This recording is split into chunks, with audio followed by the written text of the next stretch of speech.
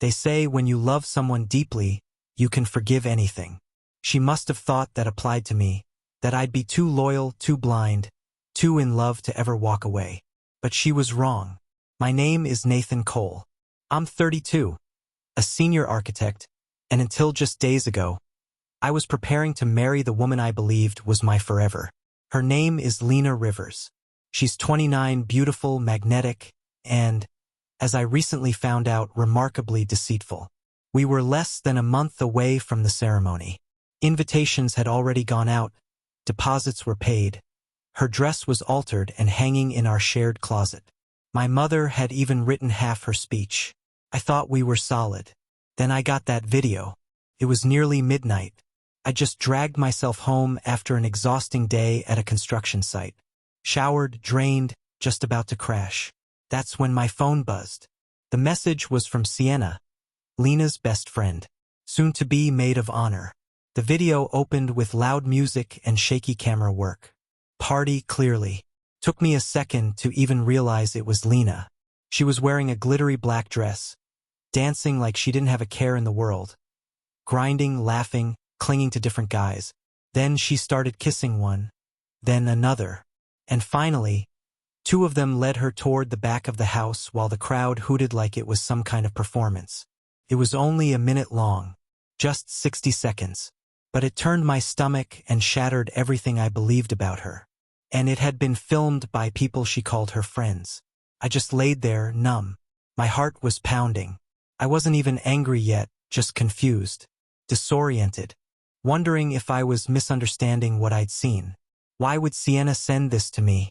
That's when she called. At first, I didn't want to answer. I thought maybe this was a trap, some twisted test of loyalty. But she didn't sound like someone defending Lena. Her voice cracked. She said, "Nathan, I'm coming over. Please just open the door when I knock." When she arrived, she looked like she hadn't slept.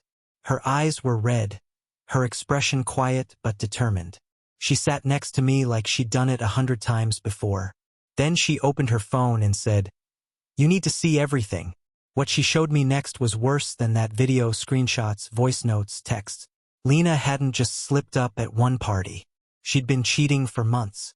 And the women around her, the same ones who were supposed to be bridesmaids, had egged her on.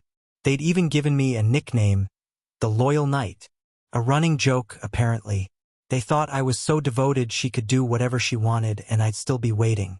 And they laughed about it, mocked me, called me a safety net, a placeholder until she was done having her fun. I stared at the phone in silence, then asked Sienna why she was showing me all this. Her answer came slow, with tears in her eyes. "Because I'm done with them too," she said. Then the rest spilled out. Lena had crossed a line with Sienna as well. She'd been messaging Sienna's boyfriend, James. Not just friendly texts, flirty, suggestive ones. Inviting him to the same party. Telling him not to bring Sienna because she'd ruin the vibe. Sienna found the messages by chance. Confronted James. And instead of lying, he confessed. Said Lena had been pursuing him for weeks. So Sienna did what no one expected. She went to that party. Saw it all firsthand. Filmed it. And when she saw Lena kiss James and disappear with him, something inside her snapped. "I knew what they were doing was wrong," she said through tears. But I kept quiet. I told myself it wasn't my place. Last night I realized they never respected me either. I didn't even notice myself moving, but suddenly I was holding her. Both of us broken, grieving, crying without words. We stayed that way on the couch for half an hour, maybe more. Just silence and shared pain. Eventually, we let go, wiped our eyes. She looked at me and asked, "What do you want to do?" I had no idea. I was still drowning in the betrayal. She half joked, "We could expose them. Post everything, the video, the texts, on the wedding page. Let everyone know what she's really like." I almost laughed. It was insane, but oddly tempting. I remembered Lena was the admin of that page, so that route was out. Then I had another idea. What if we waited until the wedding day? Put it all on a screen. One of those viral moments where the groom plays a cheating compilation instead of vows. Sienna blinked at me like I'd lost it, then softened. Or, you could just cancel it now. Cut your losses. Get back whatever you can. She was right. I'd already lost my relationship, my trust, my pride. Why should I lose money too? That night turned into damage control. We called vendors, canceled bookings, reached out to families. My parents were shocked. Hers didn't even try to defend her. I managed to recover around 60% of the costs. Some vendors even waived their fees out of sheer sympathy. Heartbreak is a strange kind of leverage. When the sun finally started to rise, neither of us wanted to return to our lives. Sienna couldn't face James, and I didn't want to be around when Lena got back. On impulse, I booked a cabin in the mountains for a week. Told Sienna she could come along if she needed space too.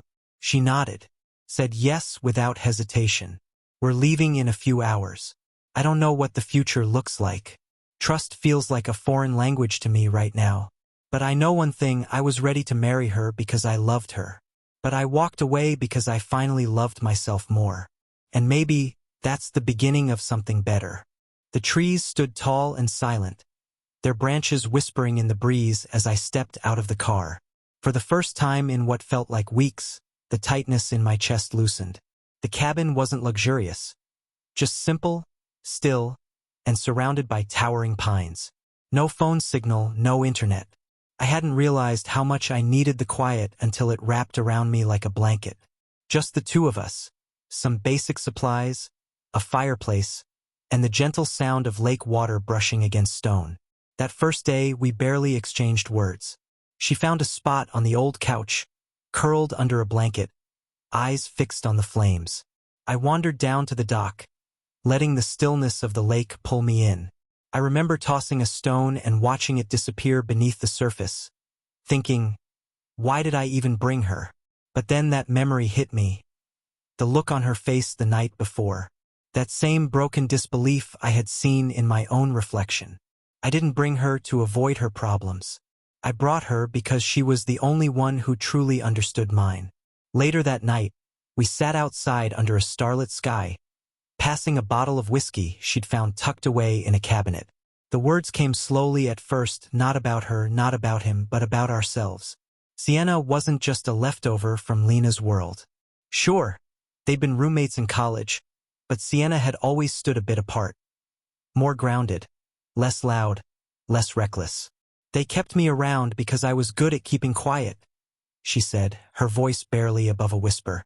Eventually, they forgot I had a conscience. She hesitated before continuing. I knew what Lena was doing to you. I just stayed out of it. That's my biggest regret. I told her I didn't hold it against her. Not fully. We all bend ourselves for the people we love, even when we know they don't deserve it. Her eyes were red as she looked at me. Is that what you did with Lena? I nodded. I think I fell for the version of her she showed me, not the one she really was. We didn't say much after that, but something shifted between us. By the third day, the peace shattered. Lena hadn't shown up in person, but she found a way in. She had been calling me nonstop, but I'd blocked her everywhere. Sienna hadn't. A voicemail landed in her inbox. Lena's voice was frantic, veering between sobs and rage. She knew the wedding was off. Word had spread, maybe through vendors, maybe through friends, but people were asking questions. You don't get to ruin my life because you got your little feelings hurt, she screamed into the recording. Nathan's too weak to actually leave me. He always comes back. I remember letting out a hollow laugh at that line. Too weak? I just burned down the future I thought I wanted. Walked away from a woman I'd once planned to build everything with. That wasn't weakness, that was choosing to live. But then her tone turned darker. And if you're with him, Sienna, I swear, I'll destroy everything. Don't think I don't know what you're doing. The message ended, and silence followed. Sienna's hands trembled slightly. Do you think she'll come here? I didn't answer. The next morning, someone spotted her car in the nearby town, just 15 minutes out. She was looking for us. That's when I called in a favor. Ben, a friend from the city and an ex-Marine now working in private security, owed me. He arrived by nightfall, set up nearby, ready in case Lena tried something reckless. But she never found us. because Sienna had had enough. She posted the voicemail, not on the wedding website but on her own social profile. The caption read, "Some truths need to be seen. If you mock love, don't expect to fake it forever." It spread like wildfire. Dozens of shares became hundreds. Comments poured in, some defending Lena, most in disbelief or anger. But the damage was done. Her carefully polished image cracked wide open. The wedding, completely wiped off the map. That version of our story, the one Lena had built, was gone. She tried one last time. A text from a new number. "I made a mistake. You were the only one who ever truly loved me." I didn't reply. Just let it sit there, seen but unanswered. That was a year ago. She moved out of state, burned too many bridges to stay. The Facebook page is long deleted. No more updates. No more bride-to-be photos. That chapter's done. And Sienna? She never left. We didn't rush into anything. No labels, no promises. Just quiet understanding, steady presence. Somewhere along the way, she became part of my life. Easily, honestly. Funny how that works. When you stop fighting to be loved by people who only like the version of you that serves them, you finally make space for someone who sees you. The real you. It's not a perfect ending, but it's real. And after everything we survived, real is more than enough.